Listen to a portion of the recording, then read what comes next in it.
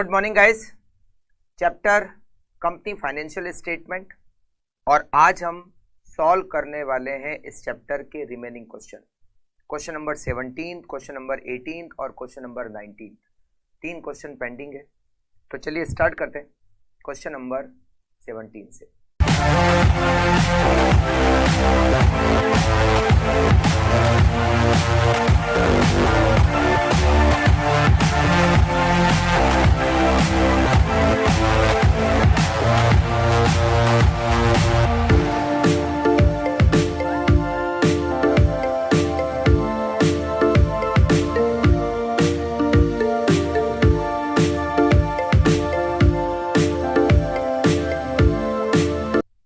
Question number 17 नवंबर 2014 के exam में आ चुका है। From the following particulars furnished by alpha limited prepare the balance sheet as at 31st March 2001 as required by schedule 3rd of the companies act 2013। Equity share capital 50 lakh rupees 100 each।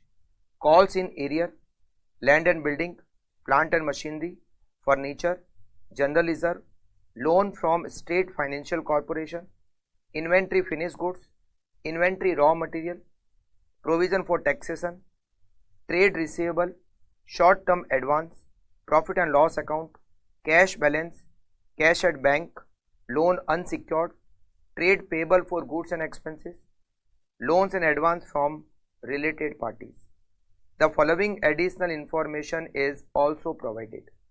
10,000 equity shares were issued for consideration other than cash. ये जब हम note number 1 बनाएंगे share capital, तो वहाँ bracket में लिखेंगे 10,000 shares issued for consideration other than cash. Trade receivable of rupees 2,60,000 are due for more than 6 months। तो trade receivable notes में हम ट्रेड रिसीवेबल का बाइफर्केशन करेंगे, मोर देन 6 months और up to 6 months। Building, plant और machinery और furniture तीनों की कॉस्ट दे रखी है, तो हमें यहाँ जो ट्रायल बैलेंस में दे रखी है डिटेल, वो हमें डिटेल दे रखी है WDV की। तो कॉस्ट और WDV का डिफरेंस होगा एक्यूमुलेटेड डेप्रिसिएशन।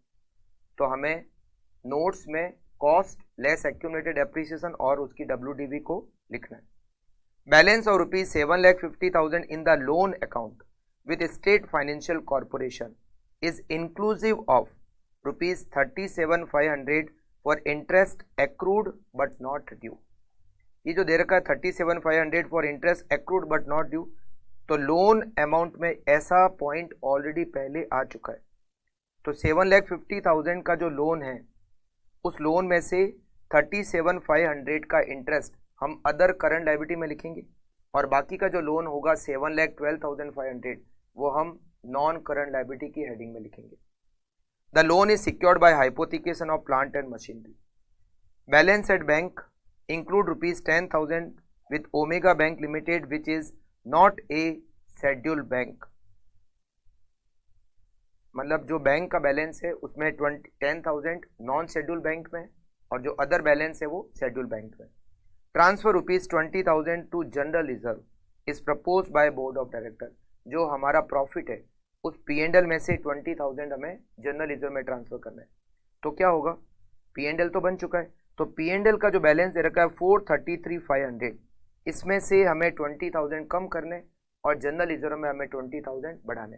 ठीक है, तो जो रिजर्व एंड सरप्लस का नोट्स टू अकाउंट्स बनाएंगे उसमें P&L में से लेस करेंगे ट्रांसफर टू रिजर्व और जनरल रिजर्व में ऐड करेंगे transfer from P&L। Board of Directors declared dividend of 5% on paid up capital on 2nd April 2001। Board of director ने डिविडेंड डिक्लेयर किया, मगर कब डिक्लेयर किया? 2nd April 2001 को डिक्लेयर किया, मतलब 31st March के बाद। तो 31st March के बाद में जो भी डिविडेंड डिक्लेयर किया जाता है उसका इफेक्ट बैलेंस शीट में नहीं आएगा। तो ये जो 7 पॉइंट है ये कहीं भी हम बैलेंस शीट में नहीं लिखेंगे। तो ये तो बहुत इजी क्वेश्चन है, केवल बैलेंस शीट बनानी है। तो चलिए स्टार्ट करते हैं, लिखते हैं balance sheet alpha limited.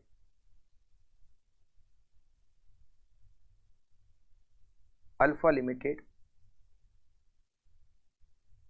Balance sheet as on 31st March 2001.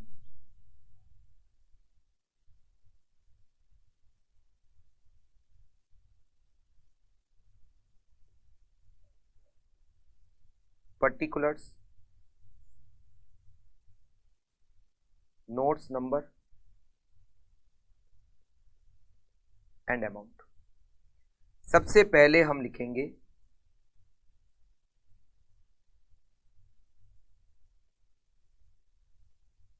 Equity and liabilities.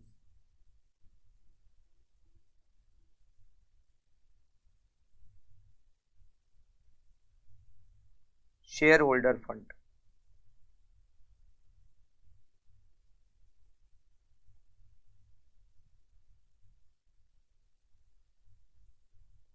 Share capital.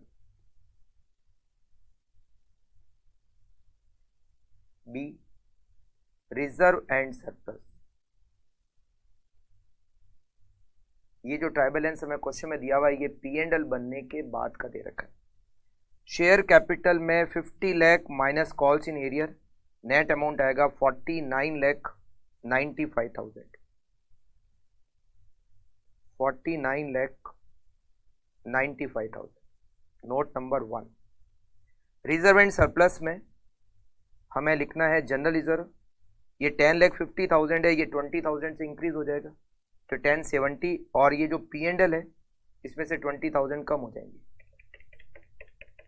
तो रिजर्व एंड सरप्लस का जो अमाउंट है वो हमें मिलेगा 14,83,500. 14,83,500. Non current liability.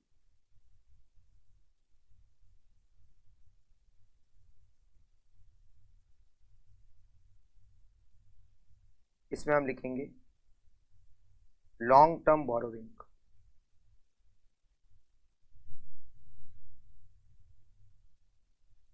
Note number 3. इसमें हमें लिखना है लोन सिक्योर्ड अनसिक्योर्ड 6,05,000, और हमें लिखना है loan from state financial corporation, और एक हमें लिखना है loan and advance from related parties 7,50,000. अच्छा, ये जो 7,50,000 का है इसमें आउटस्टैंडिंग इंटरेस्ट भी इंक्लूडेड है, और आउटस्टैंडिंग इंटरेस्ट हमें कहाँ लिखना है? अदर करंट लायबिलिटी में. तो हम 7,50,000 में से 37,500 माइनस करेंगे तो ये बचेगा 7,12,500. अनसिक्योर्ड लोन 6,05,000 और 2 lakh rupees loan from related parties, total 15,17,500. Then current liabilities. Current liabilities. Current liabilities में सबसे पहले trade payable. Trade payable. Trade payable हमें दे रखे हैं 8 lakh rupees. 8 lakh. Then other current liabilities. Other current liability में हम आउटस्टैंडिंग इंटरेस्ट को लिखेंगे. Note number 4. आउटस्टैंडिंग इंटरेस्ट और उसका अमाउंट हमें दे रखा है 37,500. केवल एक अमाउंट ही आएगा उसमें अदर करंट लायबिलिटी में, आउटस्टैंडिंग इंटरेस्ट विच इज 37,500. फिर हम लिखेंगे शॉर्ट टर्म प्रोविजन, और इसमें भी केवल एक आएगा provision for taxation. Short term provision, और इसमें आएगा हम प्रोविजन फॉर टैक्सेशन को लिखेंगे 6,40,000. 6,40,000, और यहाँ पर हमारी बैलेंस शीट की हमें टोटल मिल जाएगी.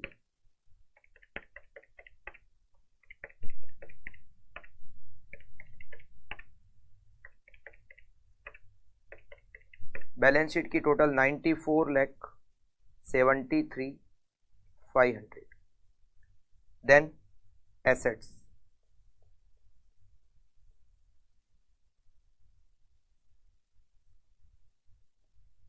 Non current assets.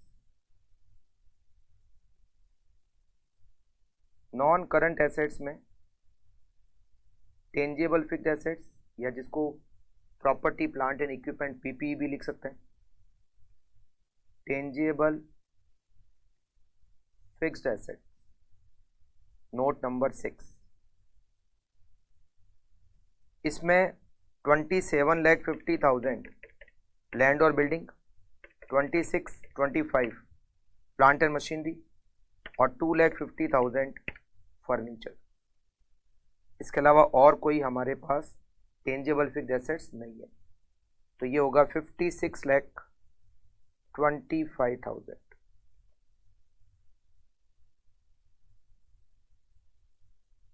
Current assets, current assets में हम लिखेंगे inventory.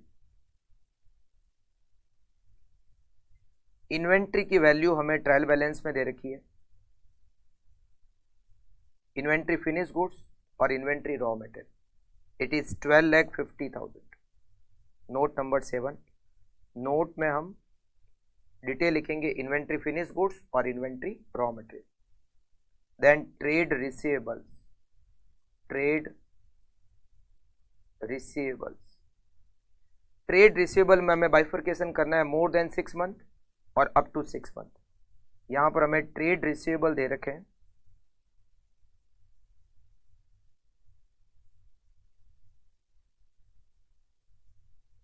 10 lakh rupees. Note number 8, 10 lakh rupees trade receivable. Short term advance, trial balance में हमें शॉर्ट टर्म एडवांस दे रखा है और शॉर्ट टर्म एडवांस दे रखे हैं 2,13,500। इसकी कोई डिटेल बनाने की जरूरत नहीं क्योंकि कुछ नहीं दे रखा है। 2,13,500 हमने। इसके बाद में हम लिखेंगे cash and cash equivalent, cash and cash equivalent. Note number 9, cash balance 150 और बैंक बैलेंस 1235। It is 13,85,000, 13,85,000। और यहां पर एसेट्स की टोटल आएगी 56,25,000, 12,50,000, 10 लाख, उसके बाद 2,13,500 एंड 13,85,000। टोटल 94,73,500, 94,73,500। और ये हमारी बैलेंस शीट तो मिल गई। अब हमें क्या बनाना है? नोट। तो देखिए शेयर कैपिटल का तो नोट आप बना लोगे, ये हमारी कैपिटल, ऑथोराइज भी यही, इश्यूड भी यही, सब्सक्राइब भी यही। बट यहाँ से कॉल्स इन एरिया दे रखा है तो 5,000 लेस करके हम पेड अप करेंगे। तो 50 लाख माइनस 5,000, नोट नंबर 1 हो जाएगा 49,95,000। अच्छा, उसके बाद में नोट नंबर 2 भी इजी है। जनरल रिजर्व 750, इसमें प्लस हो जाएंगे 20,000 और P&L दे रखा है उसमें से माइनस हो जाएंगे 20,000। P&L में से 20,000 जनरल रिजर्व में ट्रांसफर कर रहे हैं, ठीक है। उसके बाद में नोट नंबर 3, नोट नंबर 3 हम बनाएंगे long term borrowing. Long term borrowing में हमें लिखना है loan from state financial corporation. अच्छा, ये loan from state financial corporation, general reserve is 1050, तो 1050 में 20,000 ऐड हो जाएंगे। अच्छा, loan from state financial corporation, इसमें से 37,500 माइनस हो जाएंगे क्योंकि इसमें आउटस्टैंडिंग इंटरेस्ट हमें है और आउटस्टैंडिंग इंटरेस्ट कहाँ जाएगा? अदर करंट लायबिलिटीज के नोट्स टू अकाउंट्स में जाएगा। अच्छा, फिर यहाँ पर loan from state financial corporation, ये सिक्योर्ड में आएगा और उसके ब्रैकेट में लिखाना है hypothecation of plant and machinery. हम ऐसा पहले 2-3 बार कर चुके हैं।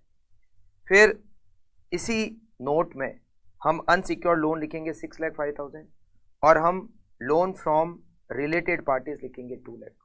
तो बाइफर्केशन हो जाएगा सिक्योर्ड लोन, अनसिक्योर्ड लोन, और अनसिक्योर्ड लोन में एक तो ये लोन अनसिक्योर्ड और एक लोन फ्रॉम रिलेटेड पार्टीज। तो इस तरीके से करके हमारी जो नोट्स नंबर 3 है उसकी डिटेल हमें मिल जाएगी और ये टोटल आएगी 15,17,500। फिर note number 4 other current liability में वो जो आउटस्टैंडिंग इंटरेस्ट है 37,500 वो हमें लिखना है और शॉर्ट टर्म प्रोविजन में केवल और केवल एक आएगा, प्रोविजन फॉर टैक्स। अच्छा, टेंजिबल फिक्स्ड एसेट्स, ये 3 फिक्स्ड एसेट्स हमें लिखनी है, बट इसकी कॉस्ट हमें दे रखी है। जैसे बिल्डिंग की कॉस्ट दे रखी है 30 लाख और यहाँ बिल्डिंग, लैंड एंड बिल्डिंग दे रखी है 27,50,000। तो हमें नोट्स टू अकाउंट्स में लैंड और building 30 lakh less accumulated appreciation 2,50,000 और नेट अमाउंट 27,50,000। सेम इसी तरह से plant and machinery cost 35 lakh less accumulated appreciation और नेट 26,25,000। फिर furniture cost 3,12,500 less accumulated appreciation और नेट फिगर 2,50,000। और फिर तीनों की टोटल करेंगे तो हमें ये अमाउंट मिल जाएगा 56,25,000। उसके बाद में इन्वेंट्री, फिनिश गुड्स और रॉ मेटेरियल दोनों की टोटल 1250। फिर ट्रेड रिसीवेबल मोर देन 6 मंथ और अप टू 6 मंथ। फिर कैश एंड कैश इक्विवेलेंट में हमें कैश का बैलेंस लिखना है विच इज़ 1,50,000। बैंक बैलेंस को हमें बाइफर्केशन करना है, यहाँ पे शेड्यूल बैंक में 10,000 और बाकी का जो बैंक बैलेंस है वो नॉन शेड्यूल बैंक में 10,000 और बाकी का जो बैलेंस है 12,25,000 वो हो जाएगा शेड्यूल बैंक में। ये सारे पॉइंट हम ऑलरेडी पहले कर चुके हैं। अच्छा, इक्विटी शेयर का जो नोट्स टू अकाउंट बना उसके ब्रैकेट में हमें लिखना है 10,000 issued share issued for consideration other than cash. तो ये पॉइंट भी हम पहले कर चुके हैं, ये पॉइंट भी कर चुके हैं, ये पॉइंट भी कर चुके हैं, ऐसा पॉइंट भी पहले आ चुका है, ऐसा पॉइंट भी पहले आ चुका है। और डिविडेंड का करना नहीं है क्योंकि हमने इस डिविडेंड को डिक्लेयर किया 31 मार्च के बाद, तो इसका कोई एडजस्टमेंट 31 मार्च की बैलेंस शीट में नहीं होगा और इसका एडजस्टमेंट ईजी है। ठीक है, चलिए अब देखते हैं next question, question number 18। Ring Limited was registered with a nominal capital, authorise capital दे रखी है 10 लाख रुपीज और एक शेयर 100 रुपए का। The following trial balance is extracted from the books on 31 मार्च 2002। क्या क्या दे रखा है? बिल्डिंग दे रखी है, मशीनरी दे रखी है, क्लोजिंग स्टॉक दिया हुआ है, लूज टूल्स दे रखे हैं। अच्छा, लूज टूल्स ये क्लोजिंग स्टॉक के साथ ही नोट्स टू अकाउंट्स में लिखते हैं, मतलब इसको इन्वेंट्री के हेडिंग में ही लिखते हैं। Purchased, finish goods, salary, closing stock भी दे रखा है और P&L के आइटम भी दिए हुए। तो इसका मतलब है क्लोजिंग स्टॉक का एडजस्टमेंट इस परचेज में हो चुका है। परचेज में क्लोजिंग स्टॉक का एडजस्टमेंट भी हो चुका है और ओपनिंग स्टॉक का एडजस्टमेंट भी हो चुका है। अभी मैं इसको बताऊंगा कि इसका क्या करना है। Salary, director fees, rent, depreciation, bad debts, investment, interest accrued on investment, debenture interest, advance tax, sundry expenses, debtors और bank, sales, outstanding expenses, provision for doubtful debt, equity share capital, general reserve, P&L, creditors, provision for depreciation building, provision for depreciation machinery, 14% debenture interest accrued but not due, interest on investment और unclaimed dividend. You are required to prepare statement of P&L and balance sheet, दोनों बनाने। Closing stock opening stock से 1,60,000 ज़्यादा है और हमें trial balance में closing stock दिया हुआ है, ओपनिंग स्टॉक नहीं, क्लोजिंग स्टॉक। इसका मतलब है ये जो परचेज हमें दे रखी है it is cost of goods sold, ये परचेज नहीं है, it is cost of goods sold. Closing stock trial balance में दिया हुआ है, इसका मतलब क्लोजिंग का एडजस्टमेंट ऑलरेडी हम कर चुके हैं। और ओपनिंग ट्रायल बैलेंस में नहीं दिया हुआ है, इसका मतलब ओपनिंग और क्लोजिंग का एडजस्टमेंट परचेज में हो चुका है। मतलब हमें जो दिया हुआ है it is cost of goods sold. और कॉस्ट ऑफ गुड्स सोल्ड कैसे आता है? Opening plus purchase minus closing equals to cost of goods sold. तो हमें परचेज कैलकुलेट करनी पड़ेगी। कैसे? ये जो 4,20,000 दे रखा है इसमें क्लोजिंग स्टॉक को ऐड करना पड़ेगा और ओपनिंग को लेस करना पड़ेगा। तो हमें क्या मिलेगा? हमें मिल जाएगी परचेज। ये परचेज लिखा हुआ है but it is not purchase क्योंकि क्लोजिंग स्टॉक हमें ट्रायल बैलेंस में दिया हुआ है और ओपनिंग स्टॉक ट्रायल बैलेंस में नहीं दिया हुआ है। तो ओपनिंग और क्लोजिंग का एडजस्टमेंट परचेज में हो चुका है। ओपनिंग और क्लोजिंग का जब एडजस्टमेंट परचेज में होता है तो फिर वो परचेज नहीं रहती, वो क्या हो जाती है? वो कॉस्ट ऑफ गुड्स सोल्ड हो जाता है। तो कॉस्ट ऑफ गुड्स सोल्ड से हमें परचेज कैलकुलेट करनी पड़ेगी। अच्छा, क्लोजिंग स्टॉक 180 है और यहाँ दे रखा है कि जो ओपनिंग स्टॉक है वो जो क्लोजिंग स्टॉक है वो ओपनिंग स्टॉक से 1,60,000 रुपीज़ ज़्यादा है। मतलब हमारा ओपनिंग स्टॉक केवल और केवल 20,000 रुपीज़ है। 20,000 ओपनिंग, 160 उससे ज़्यादा closing, 1,80,000। Provision for doubtful date हमें बनाना है 4% डेटर का। प्रोविजन फॉर इनकम टैक्स भी बनाना है 30%, जो प्रॉफिट आएगा उसका। डेप्रीसिएशन जो हमें यहाँ पर दे रखा है ट्रायल बैलेंस में 40,000, मतलब डेप्रीसिएशन लग चुका है, उसमें 16,000 बिल्डिंग पे है और 24,000 मशीनरी पे। डायरेक्टर ने डिविडेंड डिक्लेयर किया 2 अप्रैल को, फिर से 2 अप्रैल को किया 31 मार्च के बाद, तो इसका कोई एडजस्टमेंट हमें कहीं कुछ नहीं करना है। अच्छा, जनरल रिजर्व में 10% ट्रांसफर करना है, मतलब जो प्रॉफिट आएगा उसका 10% जनरल रिजर्व में ट्रांसफर करना है। Bill discounted but not yet matured, bill discount कराया मगर अभी तक वो मैच्योर्ड नहीं हुआ, इट इज कंटीजेंट लायबिलिटी। और कंटीजेंट लायबिलिटी को कहाँ लिखते हैं? बैलेंस शीट के बाद फुट नोट में लिखते हैं। तो ये जो कंटीजेंट लायबिलिटी है, bill discounted but not yet matured, ये हमें बैलेंस शीट के बाद में फुट नोट में लिखना है बस। चलिए, हमें P&L बनाना है, बैलेंस शीट बनानी है, तो पहले बैलेंस शीट का फॉर्मेट बना लेते हैं। It is ring limited, ring limited, balance sheet as on 31 March 2001।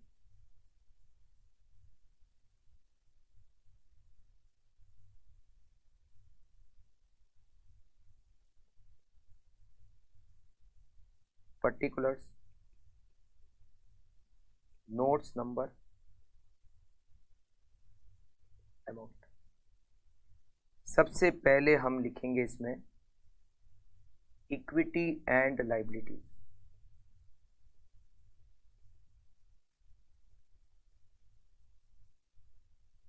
इसको आप कैपिटल में भी लिख सकते हो। Share holder fund,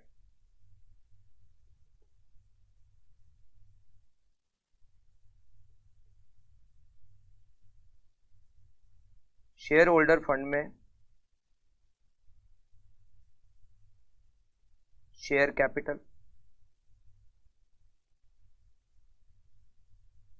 and reserve and surplus. Note number 1, note number 2। Share capital कितनी होगी? इधर 4 लाख की इक्विटी शेयर कैपिटल दे रखी है और इसके अलावा कुछ है नहीं, तो नेट फिगर जो आएगा वो 4 लाख रुपीज का होगा। हाँ, रिजर्व एंड सरप्लस का अमाउंट बाद में कैलकुलेट करेंगे क्योंकि अभी तक P&L बनना बाकी है। तो नेट प्रॉफिट आएगा वो P&L में ऐड होके फिर P&L का बैलेंस यहाँ पे आएगा। 2, non current liability,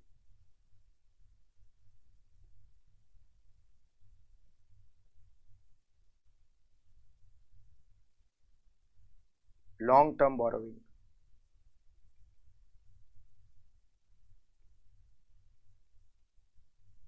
note number 3। Long term borrowing में डिवेंचर दे रखे हैं, वो आएंगे 4 लाख के, और उसके अलावा लॉन्ग टर्म बोरोइंग में कुछ भी नहीं है हमारे पास। तो ये जो 4 लाख रुपीज डिवेंचर है, हम नोट बनाएंगे और उसमें लिखेंगे debenture 4 lakh. Current liabilities,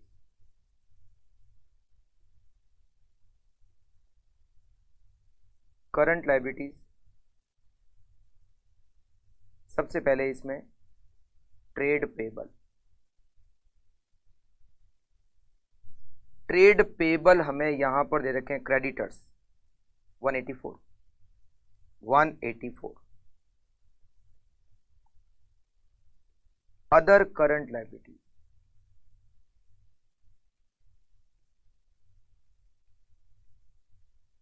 other current liabilities note number 4। Other current liability में आउटस्टैंडिंग एक्सपेंसेस लिखेंगे 4,000। अदर करंट लायबिलिटी में हमें debenture interest accrued but not due 28,000 लिखना है, और अदर करंट लायबिलिटी में हमें अनक्लेम्ड डिविडेंड लिखना है 10,000, 42,000, 42,000 अदर करंट लायबिलिटी।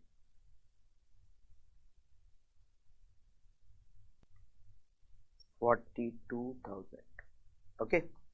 इसके बाद में यहां पर आएगा short term provision. Short term provision में हम लिखेंगे प्रोविजन फॉर इनकम टैक्स को। अभी इनकम टैक्स का प्रोविजन तो कब बनेगा? जब हम P&L स्टेटमेंट बनाएंगे, वहां से पता चलेगा कि टैक्स कितना है, जितना टैक्स उतना प्रोविजन। तो ये कैलकुलेशन बाद में होगी। ओके, अब हम लेते हैं एसेट्स।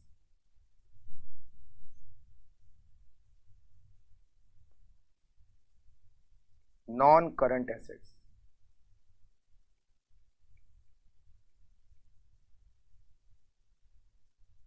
नॉन करंट एसेट्स में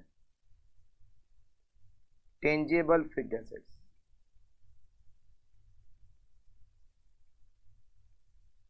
नोट नंबर 5। अच्छा, short term provision note number 5, और ये लिख देते हैं नोट नंबर 6। चलिए टेंजेबल फिक्स्ड एसेट्स को ढूंढ लेते हैं।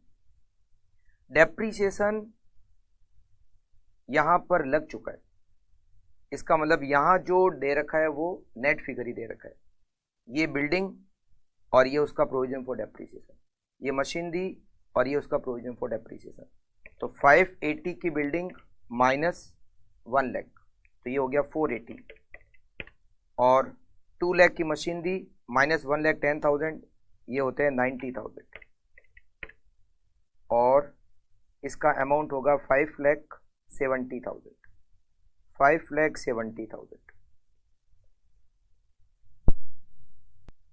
उसके बाद में करंट एसेट्स,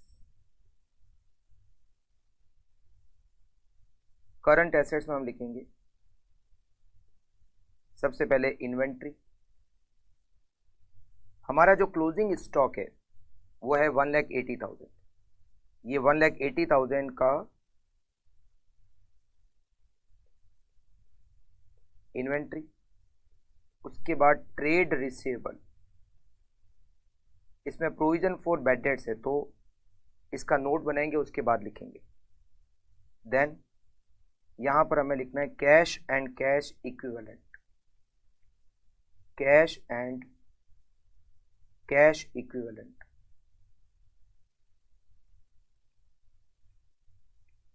कैश का बैलेंस हमें दे रखा है, यहां पर केवल हमारे पास है बैंक का बैलेंस विच इज 60,000, तो हम बैंक का बैलेंस लिखेंगे 60,000, note number 8। Short term loan and advance, इसमें यहां पर हमें एडवांस टैक्स दे रखा है, ये एडवांस टैक्स हमें short term loan and advance में लिखना है विच इज 1,20,000 रुपीज, 1,20,000। फिर यहां लिखेंगे अदर करंट एसेट्स, और अदर करंट एसेट्स में यहां पर हमें इंटरेस्ट एक्रूड ऑन इन्वेस्टमेंट दे रखा है, इंटरेस्ट एक्रूड ऑन इन्वेस्टमेंट ये दे रखा है यहां पर हमें 4,000। अच्छा, यहां पर हमें नॉन करंट एसेट्स में एक और लिखना है और वो है इन्वेस्टमेंट, यहां हमें इन्वेस्टमेंट दे रखे, और इन्वेस्टमेंट का अमाउंट हमें दे रखा है 2,40,000 रुपीज, 2,40,000। करेक्ट, तो ये हमारी हो जाएगी एसेट साइड। अगर कोई और एडजस्टमेंट होगा तो वो उसमें कर देंगे। ट्रेड रिसीवेबल का अमाउंट आना बाकी है, और लाइबिलिटी में प्रोविजन फॉर टैक्स का जो शॉर्ट टर्म प्रोविजन में आएगा और रिजर्व एंड सरप्लस का अमाउंट आना बाकी है। अब हम बनाते हैं profit and loss account, profit and loss statement. It is ring limited, statement of profit and loss for the year ended 31st March 2001.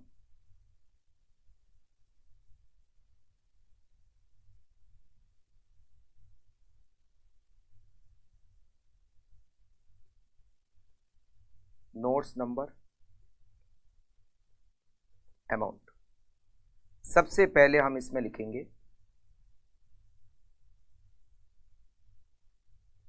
Receipt from operation,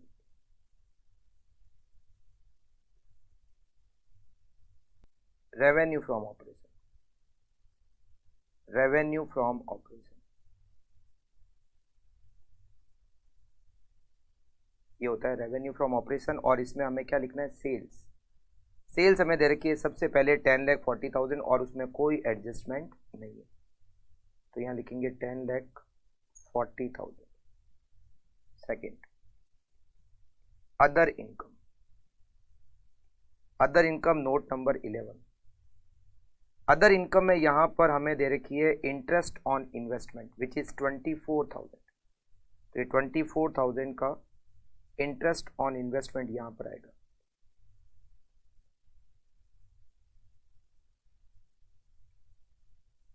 total income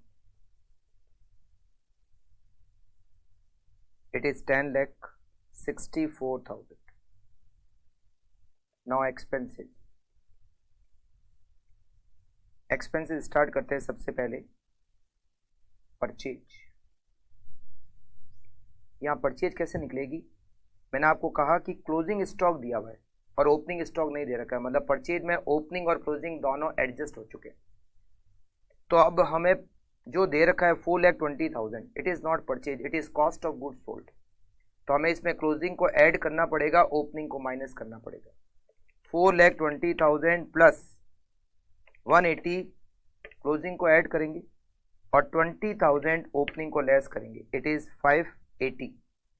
ये होगा 5,80,000। Change in inventory. Change in inventory, हमारा जो closing stock है वो opening stock से 1,60,000 rupees ज्यादा है। ज्यादा क्या है, क्लोजिंग, तो हमें इसको ब्रैकेट में लिखना है 1,60,000। Employee benefit expenses. Employee benefit expenses में यहां पर हमें सैलरी दे रखी है 1,20,000। 1,20,000। फाइनेंस कॉस्ट नोट नंबर 12, इसमें हमें लिखना है इंटरेस्ट, और इंटरेस्ट यहां दे रखा है डिबेंचर का interest 56,000। 56,000। Depreciation and amortisation expenses,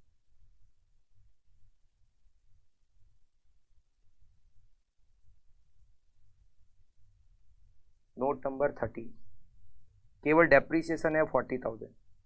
depreciation की डिटेल बनाएंगे, उसमें डेप्रीसिएशन ऑन बिल्डिंग और डेप्रीसिएशन ऑन मशीनरी। उसके बाद हम लिखेंगे अदर एक्सपेंसेस, नोट नंबर 14, और हमें इससे मिल जाएंगे टोटल एक्सपेंसेस। फिर हम लिखेंगे profit before tax. Profit before tax, it is 3rd - 5। फिर हम लिखेंगे प्रोविजन फॉर टैक्स, और फिर हम लिखेंगे net profit. Net profit after tax. Total expenses में अब अदर एक्सपेंसेस चाहिए हमें, तो देखो अदर एक्सपेंसेस की डिटेल देखते हैं। इसमें डायरेक्टर फीस 20,000, इसमें हम लिखेंगे रेंट 52,000, इसमें हम लिखेंगे बेड डेट्स 12,000, इसमें हम लिखेंगे सन्ड्री एक्सपेंसेस 36,000, और एक और लिखेंगे और वो है provision for bad debts.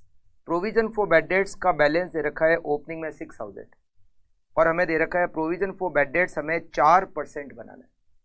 Debtor है कितने, डेटर 2,50,000 है, तो 2,50,000 का 4% होता है 10,000। हमें प्रोविजन फॉर बेड डेट्स का बैलेंस रखना है 10,000।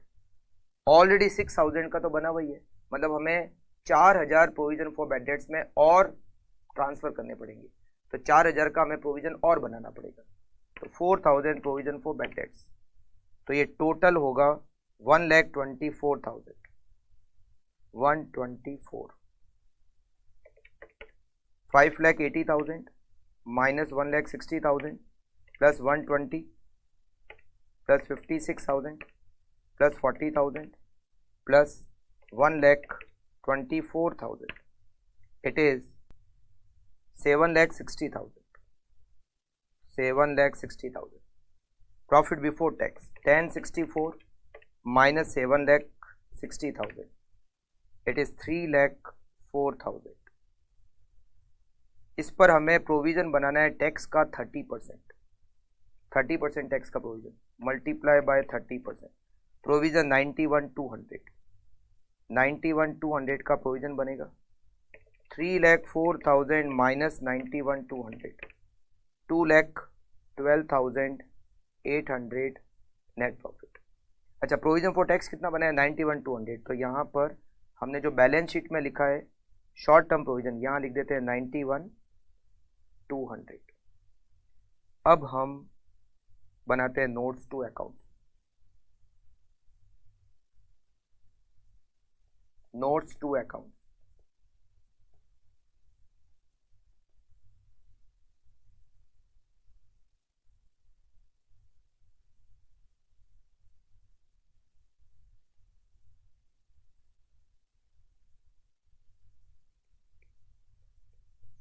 Amount.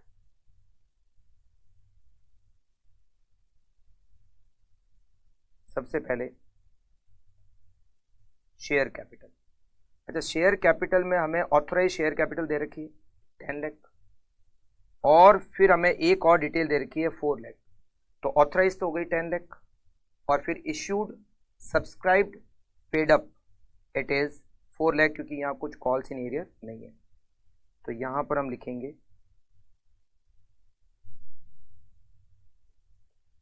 Share capital, authorise share capital, authorised share capital. एक शेयर यहां पर 100 रुपीज का. तो 10,000 equity share, 10,000 equity share of ₹100 each. It is 10 lakh. फिर issued, subscribed and paid up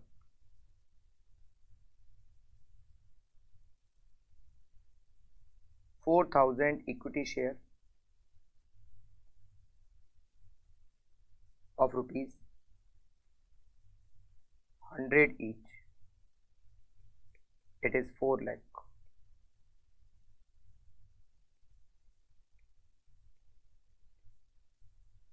और इसके बारे में हमें कोई डिटेल क्वेश्चन में नहीं दे रखी है. तो ये हमारा नोट्स टू अकाउंट्स नंबर 1. अब रिजर्व एंड सरप्लस.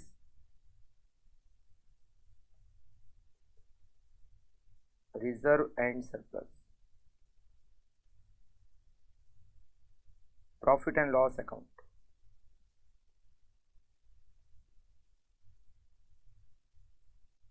हमें ओपनिंग बैलेंस दे रखा है. इसमें ऐड करेंगे करंट ईयर का प्रॉफिट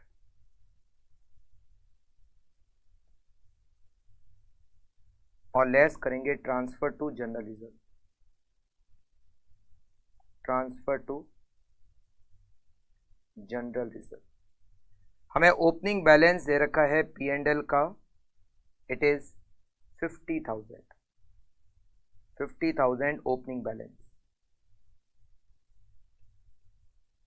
हमारा जो नेट प्रॉफिट है आफ्टर टैक्स इट इज 2,12,800 और जो नेट प्रॉफिट है उसका 10% 21,280 हम ट्रांसफर करेंगे जनरल रिजर्व में.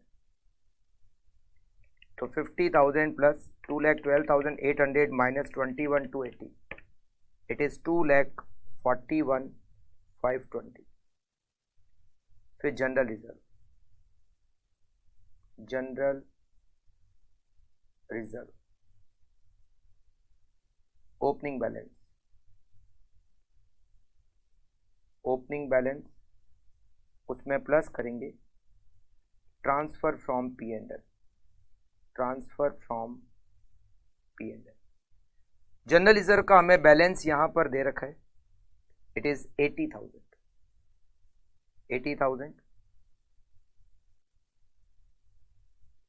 21280 transfer from P&L and closing balance 1,01,280 241,520 plus 101,280 it is 342,800.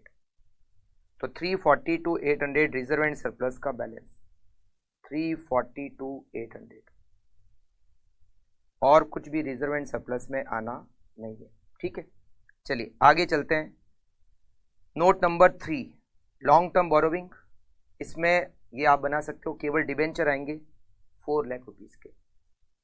फिर note number 4 other current liability, other current liability की लिस्ट आप बना सकते हो। Note number 4 outstanding expenses other current liability 4,000, उसके बाद में debenture interest outstanding other current liability और unclaim dividend other current liability. तो 4,000 प्लस 24 4,000 आउटस्टैंडिंग प्लस 28,000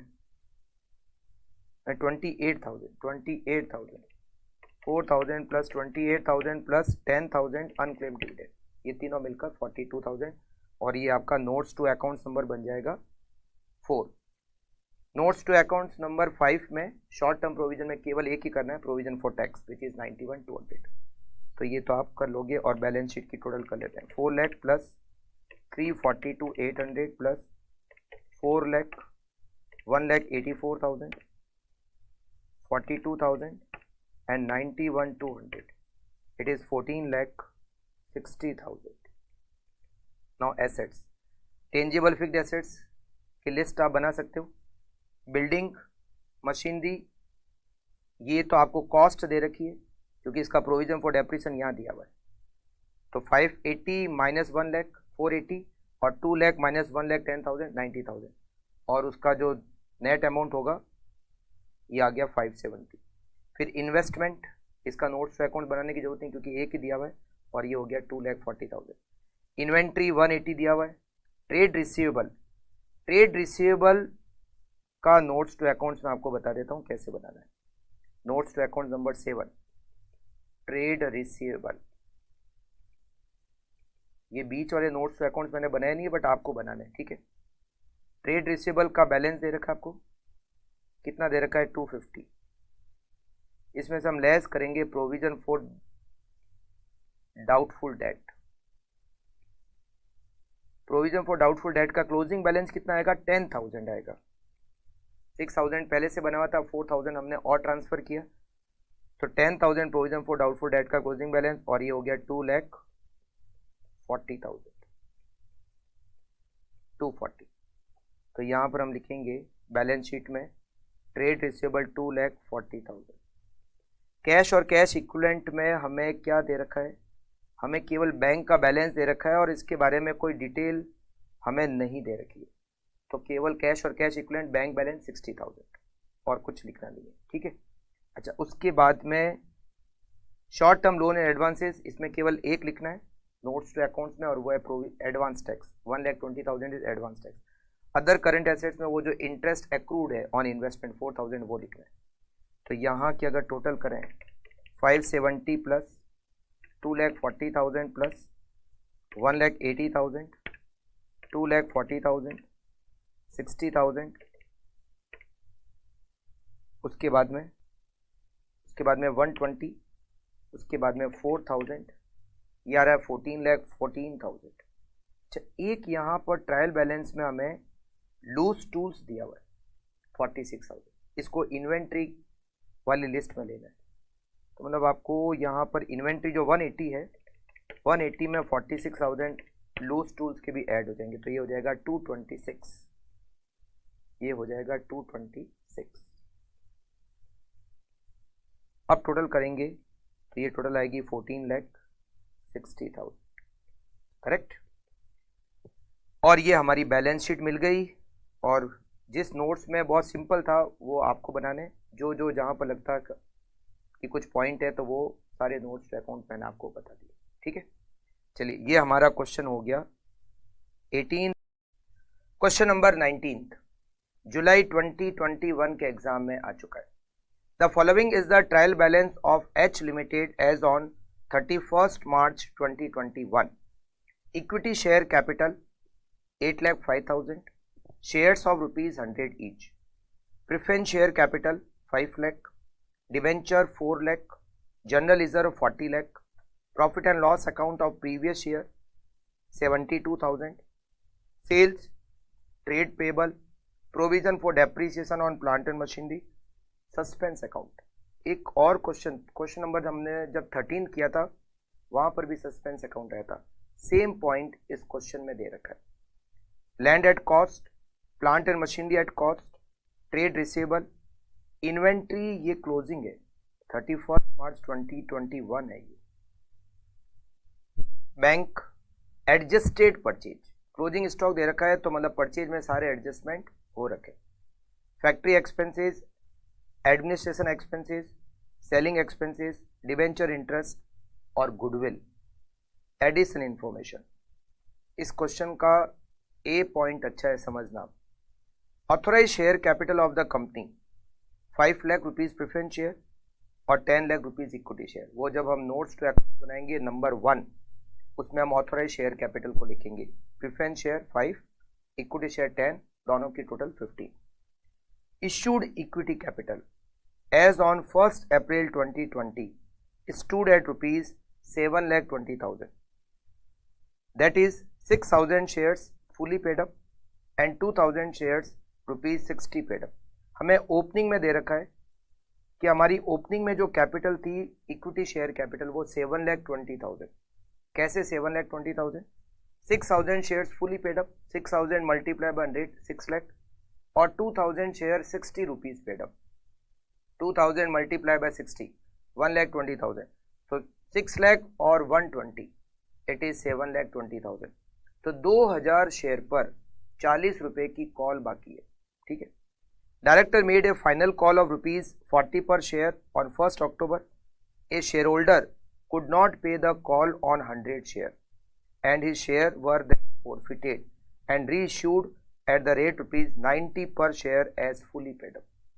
अब ये सारा कुछ मामला है, मैं आपको समझाता हूँ क्या हुआ। इस पॉइंट नंबर ए को डिस्कस करते हैं। 2,000 शेयर पर हमने फाइनल कॉल ड्यू की, 40 रुपीज की फाइनल कॉल, तो हम उसकी एंट्री क्या करते हैं? Equity share final call account debit to equity share capital account. 2,000 multiply by 40, 80,000 rupees की कॉल हमने ड्यू की। 100 शेयर पर कॉल नहीं मिली तो हम एंट्री करेंगे bank account debit 76,000, calls in arrear account debit 4,000 to equity share final call it is 80,000। हमने उन 100 शेयर को फोरफिट कर लिया। फोरफिट करने की एंट्री होती है equity share capital account debit to calls in arrear and to share forfeited account. Equity share capital में 100 शेयर हमने फोरफिट किए तो 100 into 100 डेबिट करेंगे 10,000, कॉल्स इन एरियर 4,000 और शेयर फोरफिटेड में हम क्रेडिट करेंगे 6,000। हमने उन शेयर को वापस री इशू किया 90 रुपीज की रेट पर, तो उसकी एंट्री होगी bank account debit 100 shares 90 rupees की रेट पर 9,000, मतलब हमने 10 रुपीज कम पर उसको री इशू किया। तो जो हमने 10 रुपीज कम पर री इशू किया है इसके लिए हम शेयर फोरफिटेड को डेबिट करते हैं। Share forfeited debit 1,000 to equity share capital 10,000। जितने भी शेयर हमने फोरफिट किए थे हमने उनको री इशू कर दिया, तो शेयर फोरफिटेड में जो भी बैलेंस बचेगा हम उसको कैपिटल रिजर्व में ट्रांसफर कर देते हैं। शेयर फोरफिटेड 6,000 क्रेडिट हुआ, 1,000 से डेबिट हुआ, तो शेयर फोरफिटेड में बैलेंस कितना बचा? 5,000। तो तो एंट्री करते हैं share forfeited account debit to capital reserve, और ये 5,000 रुपये हम कैपिटल रिजर्व में ट्रांसफर कर देते हैं। अब यहाँ ये जो ट्रायल बैलेंस दिया हुआ है, यहाँ पर क्रेडिट साइड में कहीं भी कैपिटल रिजर्व नहीं दे रखा है, तो कैपिटल रिजर्व गया कहाँ? ये जो इक्विटी शेयर कैपिटल है ये दे रखी है 8,05,000। ये 8,05,000 कैसा है? 6,000 शेयर फुली पेड अप और 2,000 शेयर और टोटल 8,000 शेयर, और एक शेयर 100 रुपीज का, तो शेयर कैपिटल होनी चाहिए 8 लाख। ये 8,05,000 कैसे? वो जो कैपिटल रिजर्व का 5,000 अमाउंट है वो भी इस कैपिटल में जुड़ा हुआ है। तो इसका मतलब है इस इक्विटी शेयर कैपिटल, ये जो 8,05,000 है, इसमें capital is rupees 8 lakh and 5,000 rupees is capital reserve. तो इसमें 5,000 रुपये कैपिटल रिजर्व का है और 8 lakh rupees equity share capital का है। उसके बाद में हमें यहाँ पर पॉइंट नंबर बी दे रखा है। 31 मार्च 2021 को डायरेक्टर ने इक्विटी शेयर पर 5% डिविडेंड डिक्लेयर किया, transferring any amount that may be required from general reserve. ये कहता है कि हमें 5% डिविडेंड डिक्लेयर करना है। Equity share capital 8 lakh rupees, 8 lakh का 5% 40,000, हमें 40,000 का डिविडेंड डिक्लेयर करना है। अगर हमारे पास प्रॉफिट है तो प्रॉफिट में से डिविडेंड डिक्लेयर करेंगे, और अगर हमारे पास प्रॉफिट सफिशिएंट नहीं है तो जितना अमाउंट कम पड़ेगा हम जनरल रिजर्व में से डिविडेंड डिक्लेयर कर देंगे। वैसे मैं आपको बता दूं कि जब हम P&L बनाएंगे तो हमारा प्रॉफिट पैसे सफिशिएंट है, तो हम जो भी डिविडेंड डिक्लेयर करना होगा वो P&L से ही करेंगे, हमें जनरल रिजर्व की जरूरत नहीं पड़ेगी। इग्नोर टैक्सेशन, ठीक है। Suspense account of 40,000 represent amount received for sale of some of the machinery on 1 April 2020। Machine की कॉस्ट 1 लाख रुपए और एक्यूमुलेटेड डेप्रीसिएशन 30,000। 1 लाख कॉस्ट की मशीन जिस पर 30,000 एक्यूमुलेटेड डेप्रीसिएशन है, 1 लाख कॉस्ट 30,000 एक्यूमुलेटेड डेप्रीसिएशन, मतलब उसकी जो मशीन हमने सेल की उसकी रिटर्न डाउन वैल्यू 70,000 है। हमने उसको 40,000 में सेल किया और 40,000 जो मिले हमने सस्पेंस अकाउंट में क्रेडिट कर दिया। ऐसा पॉइंट ऑलरेडी क्वेश्चन नंबर 13 में आ चुका है। तो 70,000 उसकी WDV, हमने उसको सेल किया 40,000 में, मतलब हमें सेल करने से 30,000 का लॉस हो गया। ये लॉस कहाँ जाएगा? अदर एक्सपेंसेस में, P&L के अदर एक्सपेंसेस में 30,000 का loss on sale of machinery. अच्छा, मशीनरी ये जो 770 है ये 1 लाख रुपीज़ से माइनस हो जाएगी, क्योंकि 1 लाख की कॉस्ट की मशीनरी हमने बेच दी, और उसका जो एक्यूमुलेटेड डेप्रीसिएशन है 30,000, ये प्रोविजन फॉर डेप्रीसिएशन में से माइनस हो जाएगा 30,000।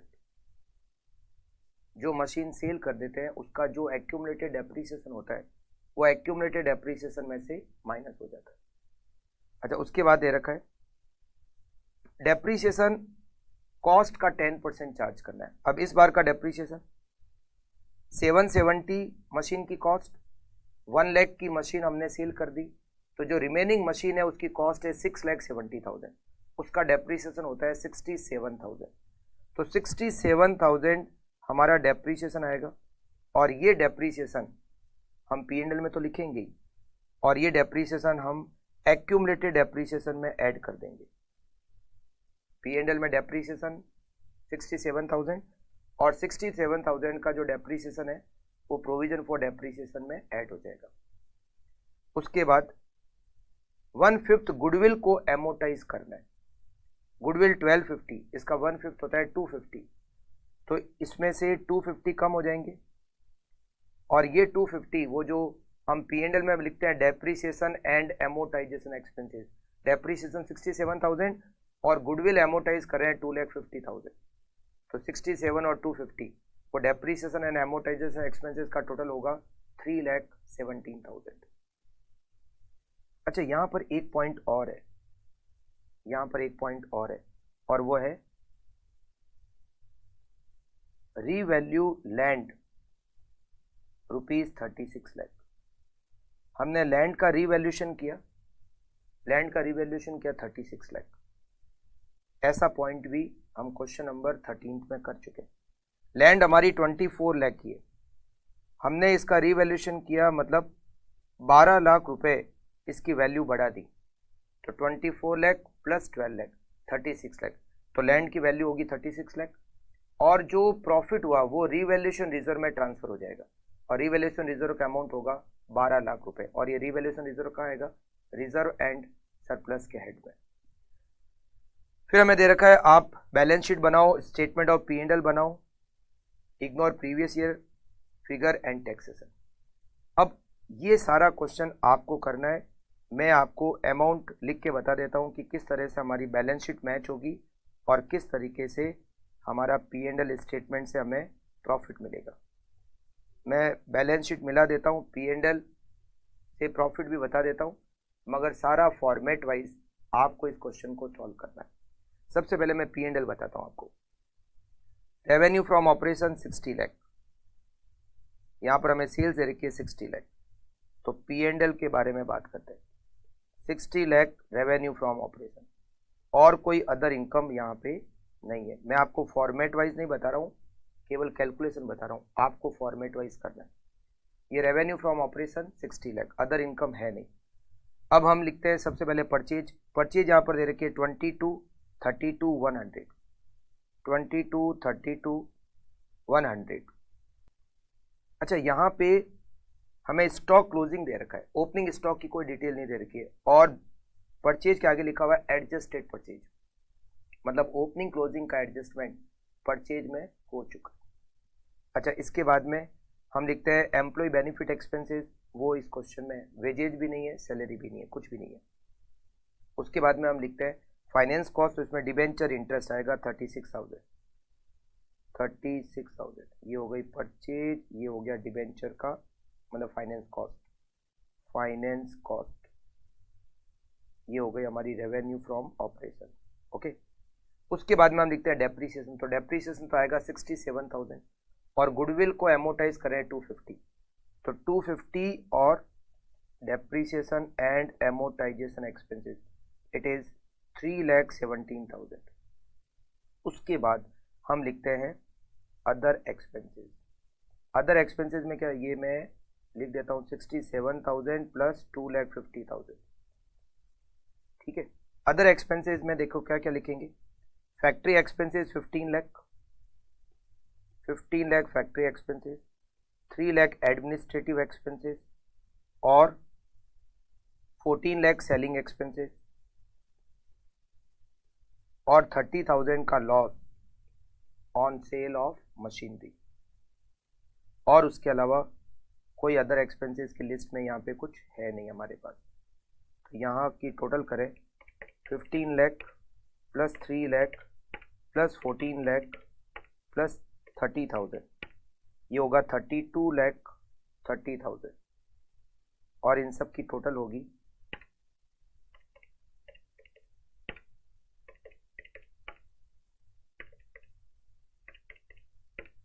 58,15,000। इसको अगर हम रेवेन्यू फ्रॉम मतलब टोटल इनकम में से माइनस करेंगे तो हमारा प्रॉफिट आएगा 184,900। ओके, ये तो हमारा पी एंड एल बन जाएगा फॉर्मेट से जैसा आपको बनाना है। अब हम बताते हैं बैलेंस शीट कैसे बनेगी। बैलेंस शीट में शेयर कैपिटल आप लिखोगे, वो तो शेयर कैपिटल आएगी 13 लाख।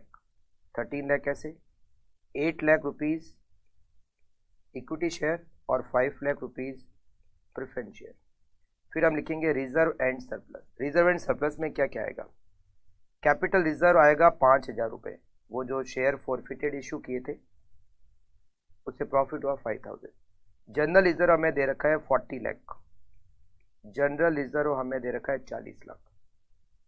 रीवैल्यूएशन रिजर्व आएगा, वो जो लैंड का रीवैल्यूएशन किया उससे प्रॉफिट 12 लाख रुपीज़, और फिर लिखेंगे पी एंड एल। अब पी एंड एल कैसे, हमारा पी एंड एल का ओपनिंग बैलेंस हमें दे रखा है 72,000, 72,000 पी एंड एल का ओपनिंग बैलेंस दे रखा है। करंट ईयर का प्रॉफिट 184,900 इसमें ऐड हो जाएगा, और इसमें से डिविडेंड डिक्लेयर करेंगे। कितना डिविडेंड डिक्लेयर करना है, प्रेफरेंस शेयर दे रखे हैं 5 लाख रुपीज़ के प्रेफरेंस शेयर, उस पर 6% डिविडेंड होता है 30,000, और इक्विटी शेयर 8 लाख उस पर हमें 5% डिविडेंड डिक्लेयर करना है, तो 8 लाख का 5% 40,000, तो हमें टोटल डिविडेंड 30,000 तो प्रेफरेंस शेयर पर और 40,000 इक्विटी शेयर पर 70,000 का डिविडेंड डिक्लेयर करना है, और ये P&L में से कर सकते हैं। अगर यहाँ प्रॉफिट सफिशिएंट नहीं होता तो कुछ डिविडेंड हो सकता है P&L में से डिक्लेयर हो जाता और बाकी का डिविडेंड हमें जनरल रिजर्व में से डिक्लेयर करना पड़ता, मगर यहाँ प्रॉफिट सफिशिएंट है। तो P&L का बैलेंस कितना आएगा, 72 प्लस 184,900 माइनस 70,000, इट इज 186,900, और रिजर्व एंड सरप्लस की total 5,000 plus 40 lakh plus 12 lakh plus 186,900, it is 53,91,900, ये रिजर्व एंड सरप्लस। फिर अदर करंट लायबिलिटी में, अदर करंट लायबिलिटी में हमें लिखना है डिबेंचर, और हमारे जो डिबेंचर है वो है 4 लाख रुपीज के। ये अदर करंट लायबिलिटी नहीं, non current liability. Non current liability में हम लिखेंगे डिबेंचर, और डिबेंचर 4 लाख के, केवल एक ही है नॉन करंट लायबिलिटी और वो है लॉन्ग टर्म बोरोविंग डिबेंचर। अच्छा, इसके बाद में करंट लायबिलिटी, करंट लायबिलिटी हम लिखेंगे ट्रेड पेबल, ट्रेड पेबल और other current liability. Other current liability में वो जो डिविडेंड था, प्रपोज डिविडेंड इक्विटी शेयर पर 40,000 और preference dividend 30,000, other current liability में डिविडेंड आएगा 70,000, उसके अलावा और कोई अदर करंट लायबिलिटी नहीं है। अच्छा, ट्रेड पेबल हमें यहाँ पर दे रखे 10,40,000, 10,40,000 के ट्रेड पेबल दे रखे, और कुछ भी नहीं है तो हम इसकी यहाँ पर करेंगे total 13 lakh share capital, 53,91,900 reserve and surplus, 4 lakh debenture, 10,40,000 trade payable और 70,000, तो ये टोटल आएगा 82,1,900। ये अदर करंट लायबिलिटी में क्या आएगा, 30,000 का प्रेफरेंस डिविडेंड और 40,000 का प्रपोज डिविडेंड इक्विटी शेयर का। अब हम देखते हैं एसेट साइड। एसेट साइड में सबसे पहले बात करते हैं टेंजिबल फिक्स्ड एसेट्स की। टेंजिबल फिक्स्ड एसेट्स में क्या क्या आएगा, एक तो लैंड जिसकी वैल्यू हो जाएगी 36 लाख, और एक plant and machinery, plant and machinery. अच्छा, प्लांट एंड मशीनरी 770 की दे रखी है, इसमें से 770 की में से 1 लाख की प्लांट एंड मशीनरी हमने सेल कर दी, और एक्यूमुलेटेड एप्रिसिएशन, एक्यूमुलेटेड एप्रिसिएशन का बैलेंस हमें दे रखा है 1,72,000। 172 में से जो प्लांट एंड मशीनरी हमने सेल की उसका एक्यूमुलेटेड एप्रिसिएशन कम हो जाएगा -30,000, और इस बार का जो डेप्रिसिएशन है वो इसमें ऐड हो जाएगा 67,000, तो ये हो जाएगा 2,09,000, 2,09,000। तो 7,70,000 माइनस 1 लाख माइनस 2,09,000, तो इसका बैलेंस होगा 4,61,000, और इन दोनों की टोटल हो जाएगी 40,61,000। ये हमारी टेंजिबल फिक्स्ड एसेट्स। फिर इनटेंजिबल फिक्स्ड एसेट्स में हमारे पास आएगी गुडविल। इनटेंजिबल फिक्स्ड एसेट्स में गुडविल 1250 है, उसमें से 250 हमने राइट ऑफ कर दिए, तो गुडविल की वैल्यू होगी 10 लाख रुपए। उसके बाद करंट एसेट्स, करंट एसेट्स में हम लिखेंगे इन्वेंट्री। इन्वेंट्री हमें दे रखी है, क्लोजिंग स्टॉक हमें दे रखा है क्वेश्चन में, इट इज 9,50,000, 9,50,000 की हमें इन्वेंट्री दे रखी है। ट्रेड रिसीवेबल, ट्रेड रिसीवेबल भी हमें दे रखे हैं, और इसके बारे में कोई पॉइंट भी क्वेश्चन में नहीं दे रखा है। ट्रेड रिसीवेबल हमें दे रखे हैं 19,60,000, 19,60,000 के ट्रेड रिसीवेबल। उसके बाद में हमें यहाँ पर लिखना है कैश एंड कैश इक्विवेलेंट। इसमें बैंक बैलेंस आएगा, क्योंकि कैश बैलेंस तो है नहीं हमारे पास। बैंक बैलेंस है 230,900, 230,900, और उसके अलावा हमारे पास यहाँ पर और कोई करंट एसेट्स नहीं है। हमने सारी करंट एसेट्स लिख दी, तो इसका मतलब है हमारी बैलेंस शीट मिल जानी चाहिए। चलिए टोटल करते हैं, बैलेंस शीट की टोटल करते हैं। 40,61,000 plus 10 lakh plus 9,50,000 plus 19,60,000 plus 230,900 82,01,900 बिल्कुल आपकी बैलेंस शीट की टोटल मिल चुकी है। अब इसको पूरा फॉर्मेट वाइज आपको करना है, ठीक है। तो यहां पर हमारे सारे एडजस्टमेंट हो गए इस क्वेश्चन के, P&L भी हो गया, बैलेंस शीट भी हो गई, और नोट्स टू अकाउंट्स आप लोग बनाओगे, और बैलेंस शीट को और P&L को फॉर्मेट से आप बनाओगे, ठीक है। चलिए, ये क्वेश्चन भी हमारा कंप्लीट हो गया और हमारा ये चैप्टर भी कंप्लीट हो गया। मिलते हैं नेक्स्ट क्लास में। Okay, thank you, take care.